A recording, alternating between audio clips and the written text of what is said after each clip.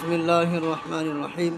قال النبي صلى الله عليه وسلم: من قرأ حرفا من كتاب الله حسنة والحسنة بعشر أمثالها.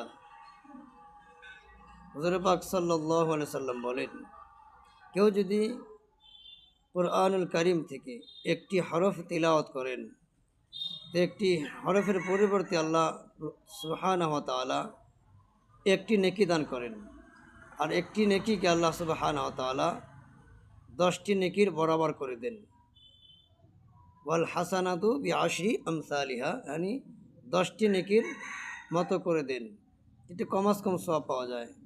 তো আল্লাহ সুবহানাহু ওয়া তাআলার কালামুল্লাহ মাজিদ শরীফ যদি আমরা আল্লাহ সুবহানাহু ওয়া তাআলার কালামুল্লাহ শরীফ যদি আমরা অন্তর দিয়ে ইখলাসের সহিত আল্লাহর মুহাব্বতে তেলাওয়াত করি, তো আল্লাহ তাআলা আরও অনেক নেকি বাড়িয়ে দিতে পারেন। গতিকে পৃথিবীতে যত কিতাব আছে, কোনো একটি এমন কোনো কিতাব নাই যে সেগুলো পড়লে তেলাওয়াত করলে সওয়াব পাওয়া যাবে।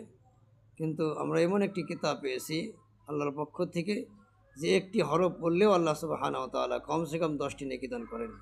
তো আল্লাহ সুবহানাহু ওয়া তাআলা আমাদের সকলকেই আল্লাহর মুহাব্বতে কোরআনে কারীম তেলাওয়াত করার তৌফিক দান করুন। আমিন।